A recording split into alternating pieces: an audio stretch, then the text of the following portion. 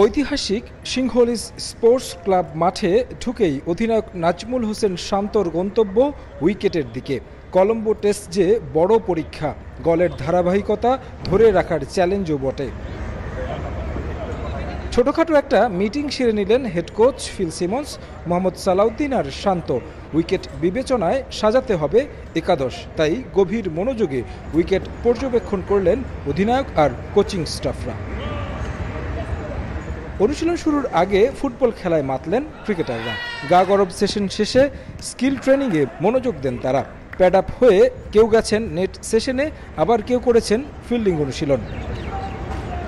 অনুশীলনে মেহেদী হাসান মিরাজের উপস্থিতি স্বস্তির পরশ দিয়েছে পুরো দলে। সুস্থ হয়ে দলের সঙ্গে পুরোদমে অনুশীলনে টাইগারদের ওয়ানডে অধিনায়ক। রঙিন পোশাকের দলটাও ঘোষণা হলো। ওয়ানডে সিরিজ নিয়ে ভাবার এখন সময় কই, আরও একটা টেস্ট ম্যাচ যে বাকি।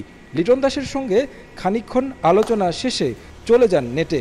সেখানে মুশফিককে বোলিং করেন, ভালোই চ্যালেঞ্জ জানান টাইগার ব্যাটারকে। কলম্বো টেস্ট দিয়ে যে ফিরতে মুখিয়ে এই ক্রিকেটার তা স্পষ্ট।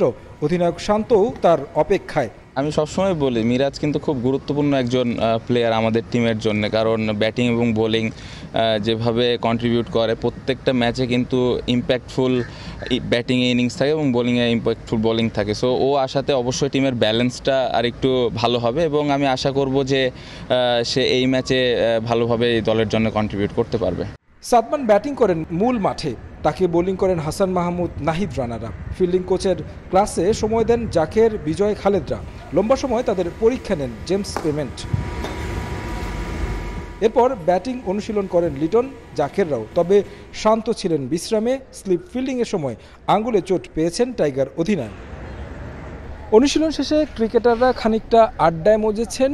বাহিরে নানা আলোচনা সমালোচনা থাকলেও ক্রিকেটারদের দেখে বোঝার উপায় নেই তারা কোনো ধরনের চাপ কিংবা সমালোচনার মাঝে আছেন।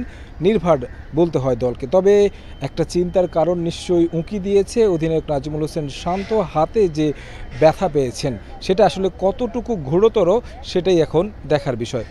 কলম্বো থেকে তারেক হাসান শিমুল, সময় সংবাদ, শ্রীলঙ্কা।